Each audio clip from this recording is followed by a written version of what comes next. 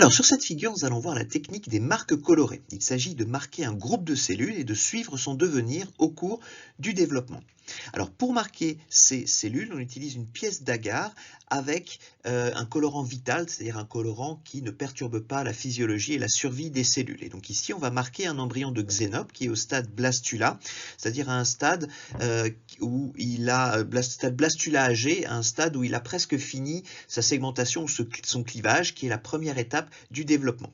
Et donc cette pièce d'agar colorée au rouge neutre va diffuser le rouge neutre, va faire diffuser le rouge neutre au contact avec l'embryon, et il va y avoir des cellules qui vont être marquées par ce colorant vital. Et ensuite on enlève la pièce d'agar et on laisse le développement se dérouler pendant quelques heures, et on arrive au stade de la gastrulation. On a une gastrula ici de xénope qu'on voit par le côté du pôle végétatif, et ici on voit le blastopore qui est circulaire, et autour du pôle végétatif, on voit les futures cellules de l'endoderme qui sont en train de rentrer à l'intérieur de l'embryon. Et on voit nos cellules rouges ici, marquées au rouge neutre, qui sont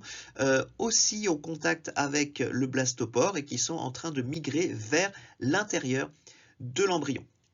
Donc selon la position, on a fait les marques colorées au stade blastula, et bien certaines des marques vont rentrer à l'intérieur de l'embryon, d'autres vont rester à la surface, et c'est donc ce qui a permis de caractériser les mouvements de la gastrulation. Avec ces marques colorées, on peut aussi faire une carte des territoires présomptifs, c'est-à-dire qu'on peut continuer à suivre le développement de l'embryon au-delà du stade gastrula, et on peut regarder quel type de cellules vont finir par être marquées avec la marque colorée, et donc ça va permettre de connaître le devenir des cellules d'un territoire de l'embryon, donc de faire une carte, ce qu'on appelle la carte des territoires présomptifs. Alors maintenant, à l'heure actuelle, on a des techniques qui sont plus élaborées que l'utilisation de ces colorants vitaux. On peut injecter des protéines, des molécules fluorescentes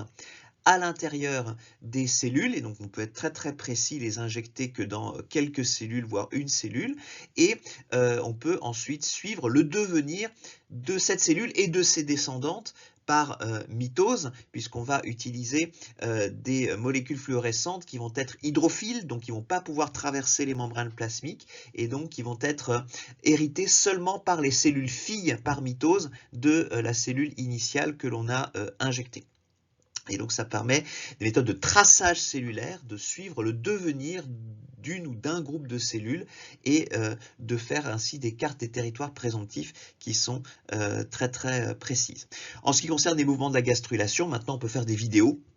On a des techniques d'enregistrement qui permettent de suivre la gastrulation en temps réel et de filmer l'ensemble des mouvements, ce que ne pouvait pas faire Vogt dans les années 1920, où il utilisait la technique des marques colorées.